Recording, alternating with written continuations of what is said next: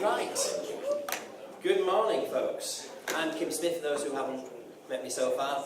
I'm heavily involved in networks and security, particularly on ethical hacking and penetration testing. And some of you I'll be seeing next semester in that area. Today, we're going to look at ad-hoc wireless networks. A particular interest of mine is opportunity networks, and we'll come on to that in a minute. But just to set the scene and to give a brief description of what ad-hoc networks are. So we're going to look at the definition, some of the characteristics, routing, and then look at other types of wireless ad-hoc network. So, ad-hoc network, it's Latin, it means for this purpose only.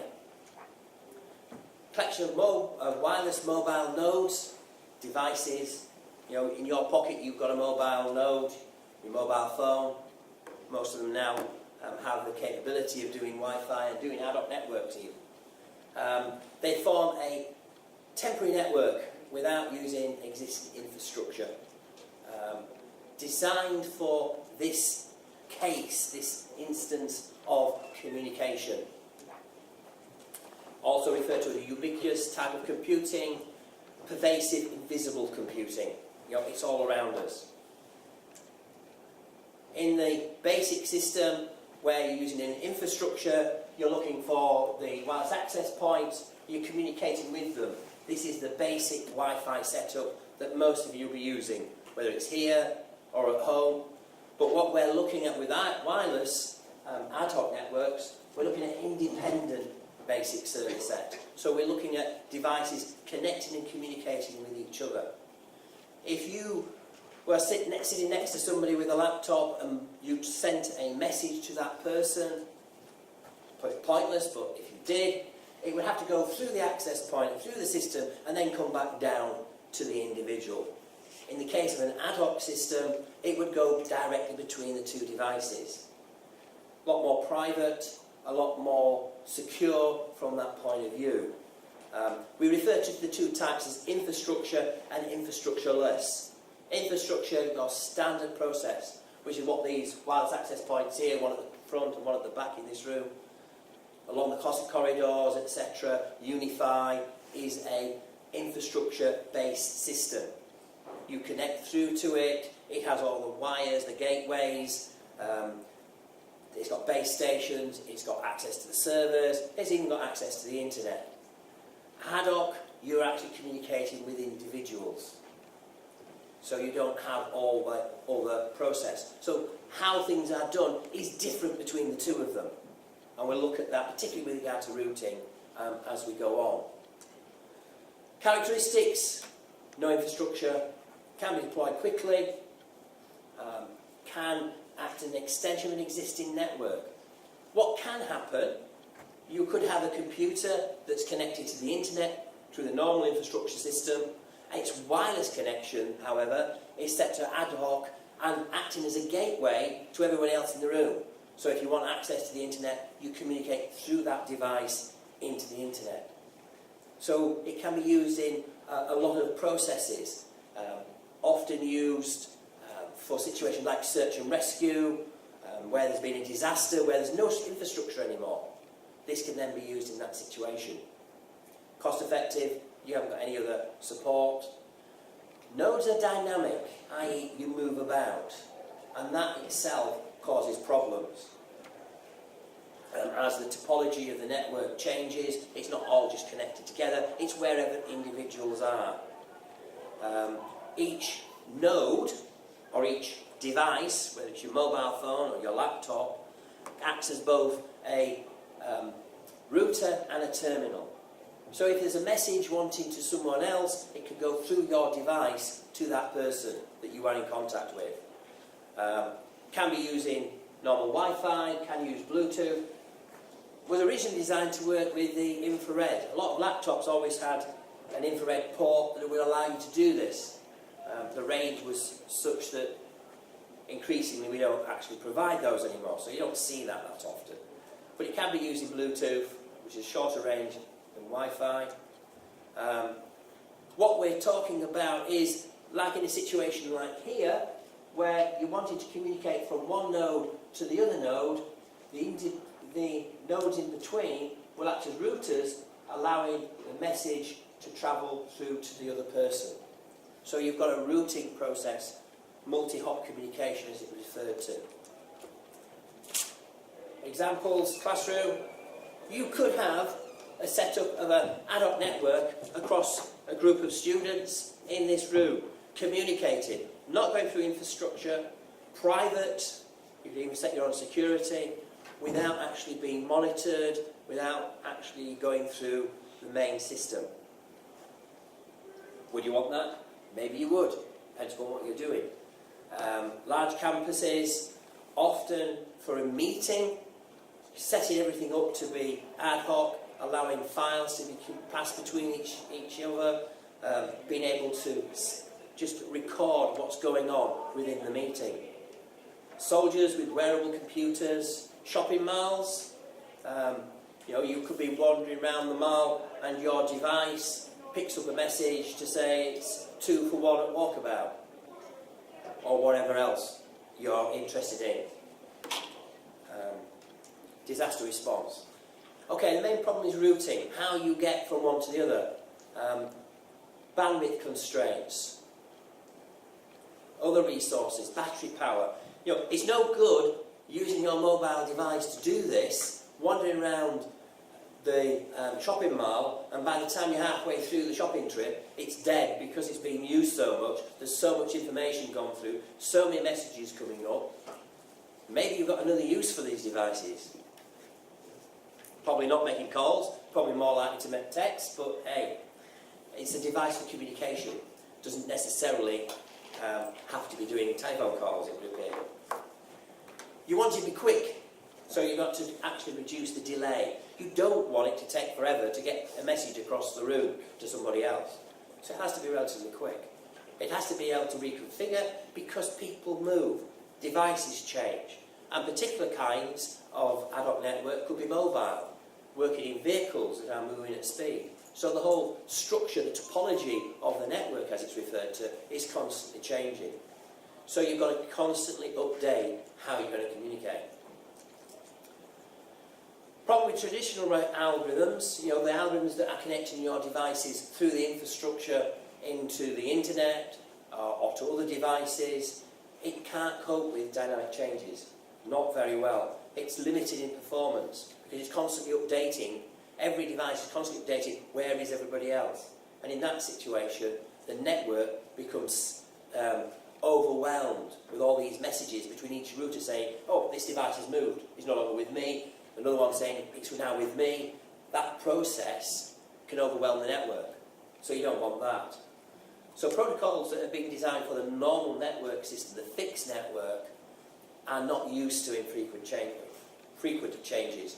They're designed for occasionally a router failing and then sorting out the process. If it's constantly changing, it's not going to work very well. There have been a large number designed, particularly for ad hoc networks, but the standard ad hoc network is dependent upon an end-to-end, i.e. if I'm sending a message to you, but we're both there, there's a path between the both of us. And that's a key aspect of standard ad hoc routing protocols. And we'll come on to an interesting concept of that a bit later on. They all rely on a forwarding paradigm, i.e. I send a message to Dave, who sends a message to the next one, who sends a message to the next one. Nobody along the way holds a message. It's just forwarded on. So you can see, if there isn't a route between the two people, eventually the message just drops on the ground, as it were, and doesn't get to the actual destination. There's a number there, which are various types, dynamic source, on demand. Basically, it's split into two kinds.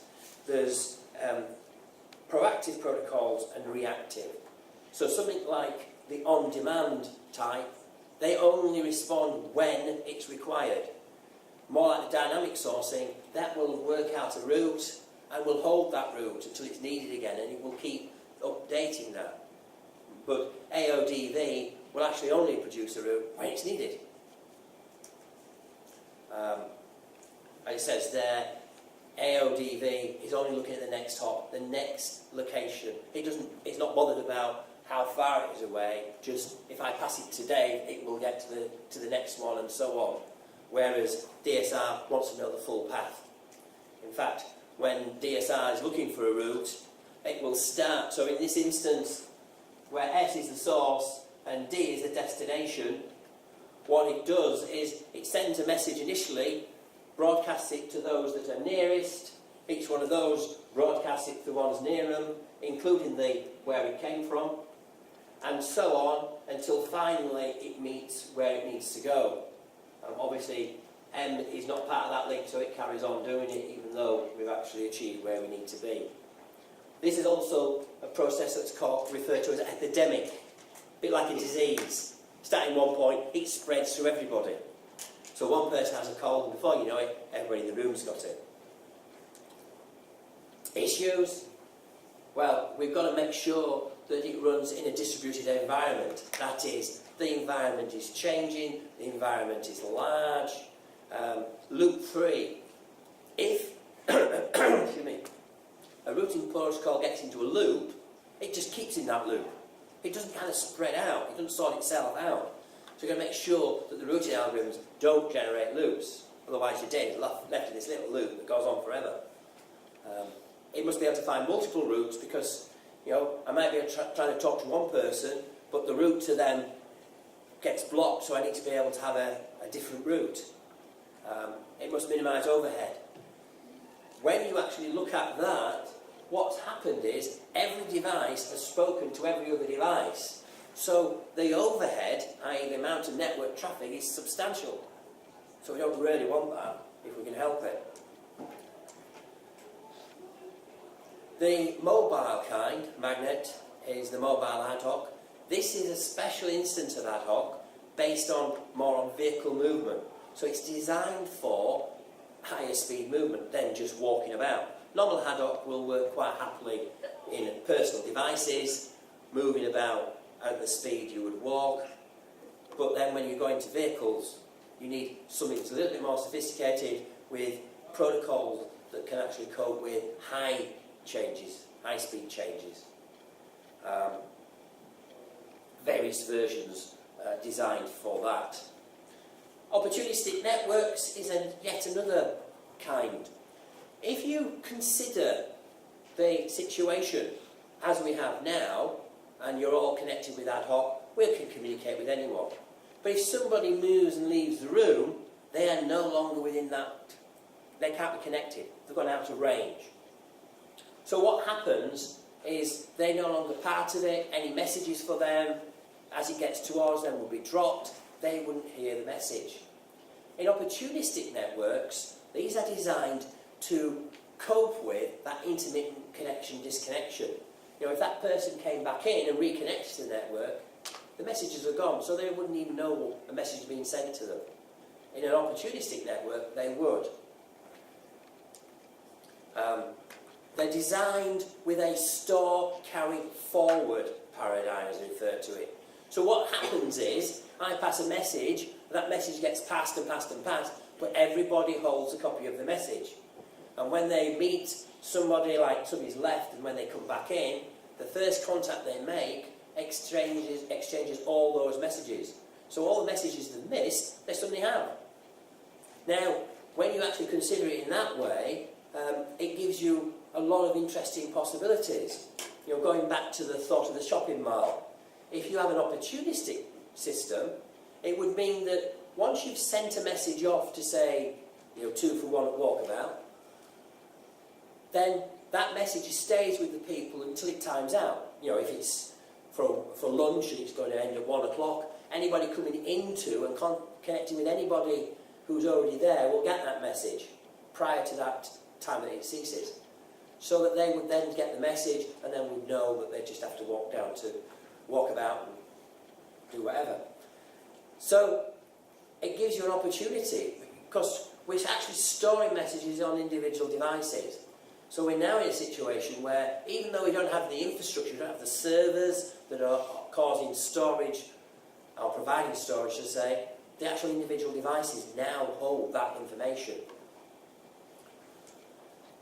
In this situation, we've got two time intervals. We've got time 1, which is above the line, as it were, and time 2. So A is wanting to send a message to E, but at the moment it can only communicate with C and B. So it sends the message to C and B. So at this point, A, C, B and C all hold the message.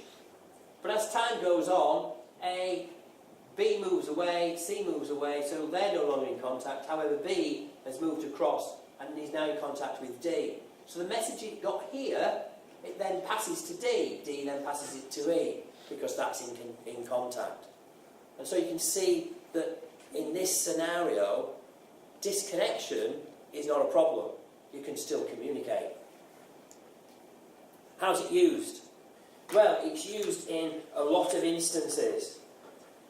SAMI is a network based on reindeer herders in Finland.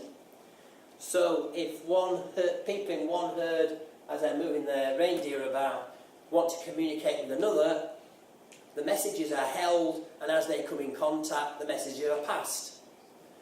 ZebraNet is a process whereby zebras have got collars on.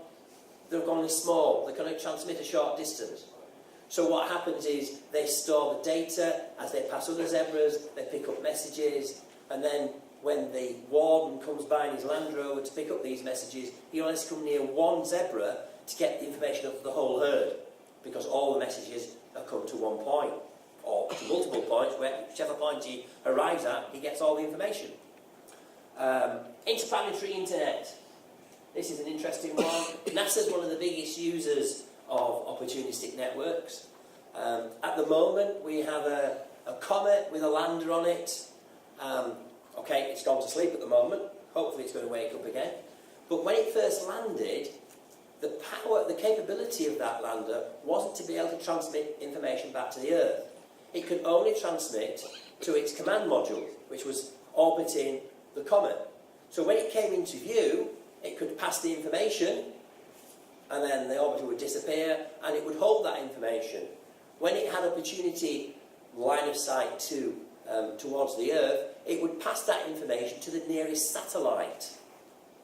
That information would arrive at a satellite. What would then happen is that information would pass to another satellite, and so on, until there was a satellite over a suitable ground station, and the information would then be passed down. This is a system and a structure that NASA has built up over the years. So the same process is being used for the landers that are currently on Mars, and the whole process is based on an opportunistic network.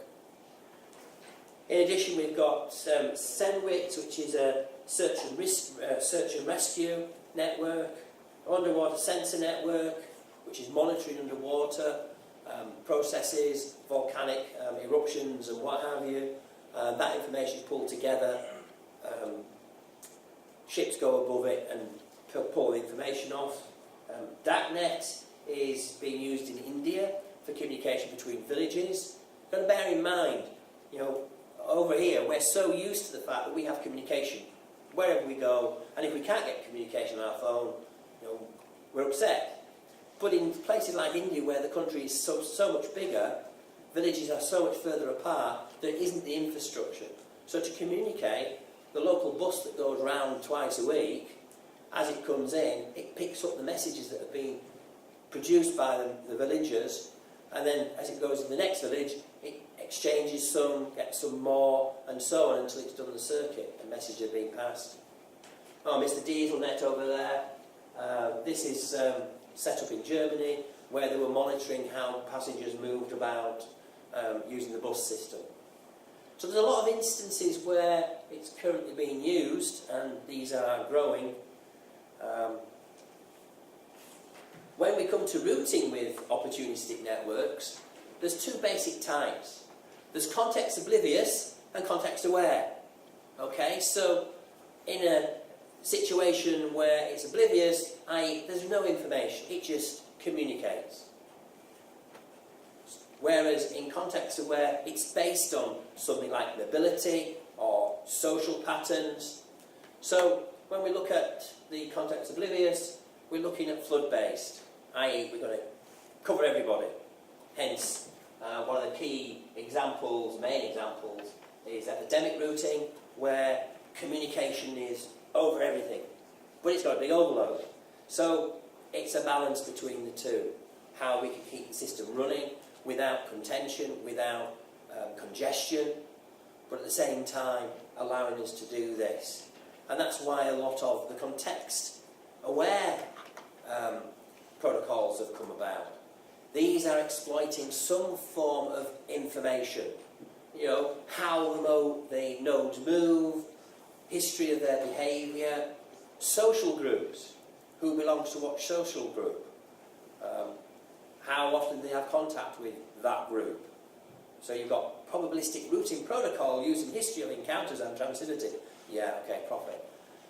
We're talking about looking at the probability of being in contact based on the concept that, okay, you've been near someone, you've been in contact with someone, the chances are you're going to be in contact with that person again. And so if we want to send a message to that person and we can't get direct access, you're more likely to be able to pass it than someone else. Example I often use is, if I want to get a message to John Pledger from here, who's the best group to communicate? Well, probably not the networks and probably not the comm science. It may well be better the games or the graphics people to use them to actually communicate with him. So identifying who is most likely to see that person. And that's the kind of context information that we're using in this instance. How can it be used? Your laptops, as they stand, can all be set in ad hoc network mode. You can use Wi-Fi, you can use Bluetooth. There are apps available. These are just a few from the App Store. They're available in the OS, they're in the Google App Store. They're available, widely available. That one there particularly is useful in opportunity networks. These are much more basic and ad hoc networks. So you could actually be using it now on your devices. You could easily set up a network using your laptops, your phones, having your own private communication channel. I can give various examples of why it would be needed, but you can think yourself. If you are working through the main network system, everything is literally monitored. But you could actually have your own class discussions without any interference, without any monitoring, etc. Okay, so any questions? Really, that's just a quick introduction to the concept of ad hoc networks and to sort of the wider aspect of some of the more interesting variances with regard to it. Any questions? When's dinner? Yeah, okay. No, what else? Yes? If you're using ad hoc in a personal network at home, Yes. does it cut out, from laptop to laptop instead of laptop to router to laptop, does it cut out a lot of the encryption between it, so it does make it faster? Right, encryption doesn't actually slow it down. Okay? In a standard wireless protocol, and you put in your encryption word, what happens is that's turned into a vector, which is applied to everything going through. That vector, if you don't put anything in, is filled with nulls and is still applied. So whether you're running web, hopefully not web because it's so insecure, but if you're running WPA with a small password or a large password, it matters not. The same speed with encryption or without encryption doesn't actually have any effect. One thing to bear in mind though, if you have got a wireless network, nowadays we would recommend minimum WPA, probably WPA2 preferable, but with a long complex passphrase as opposed to a simple password. Why I say that is, if I want to break into your network using wireless, it's fairly easy to capture that initial handshake. And then I would need to brute force it, i.e. run a list of words against it to identify what your password is. Now, if you've got a dictionary word, that's fairly simple, just use a dictionary. Probably in your original language, as opposed to necessarily always English. So, immediately we're saying, don't use a simple dictionary word, join a couple together, add a couple of capitals. However, hackers being hackers, they've generated what's called rainbow tables. A rainbow table is a table of all combinations, so upper and lowercase, numbers and symbols all combined together. At 20 characters wide password requires something like a 4 terabyte file, which you can download from the internet. What you're going to do with it is another matter, but hey. If you go beyond that, they've now produced 30 characters. I know 1 or 2 websites which I can capture. If I captured your handshake, I could send that up with 50 pence, and they would send me your password back, so it's less than 30 characters. So ideally, if you want to be really secure about this, you should have a passphrase which is greater than 30 characters. Bear in mind, you're not putting it in often. I've got 32 characters at home, and it's only a pain when somebody arrives, or I change the password, then everybody's device has to be changed. Yes? This is slightly off topic, but it's about these rainbow table sites where you can pay 50p to Yes. get a password revealed. Have these actually been tried, or Yes. is it actually a way of just collecting a lot of 50p? No, it has been tried. And it And works. I sent some in as a part of a class we were doing with the MSCs, and yes, they provided the passwords back. So yeah, unfortunately, it used to be £5 only a couple of years ago, but there's more and more sites, so now it's come down to about 50p. So. Any other questions? Please make sure you do have security on. The other thing to bear in mind, you get out of the box your nice router, you plug it in, and you start running with it. There are default password settings, like the admin password often is clear, or might be admin. Change it. A friend of mine, an old couple, got a wireless access point. They'd been using it quite happily. Suddenly they couldn't use it anymore. So, yeah, they called me, I went round, and the wireless light's flashing. So somebody's using it, but they aren't, because they can't gain access to it. And what it turned out was, somebody around where they lived, a neighbour, had gone in, changed the admin password, and then locked them out. Okay, that's crazy from 2 points of view. One, that they've done that to somebody, but the other aspect is, why lock them out? If they didn't do anything like that, the people would never have known. But then they did, and I came along. That was that. The other thing to bear in mind, something which has just come out from an assignment I did with an MSc group, and we were looking at a Sky router. Okay, you get a Sky router, and it comes with all default settings. Yeah. Well, there's a problem with that. First off, the Sky password is 8 characters long, and it's all uppercase letters. So that means the table you're going to use is that big instead of being massive. But the other aspect is, there are websites that provide default passwords. And for Sky customers, if you lose your password, you go onto this website and you input the MAC address. And it provides the default WPA password. You don't even need to break in. Because a simple scan with a receiver will actually show you what the MAC address is. Take that, type it in there, it'll show you the password, put it in, and you're into their Wi-Fi. Change it. Change, if at the very least, please change the SSID. That's the flag that goes and says, I'm a Sky router.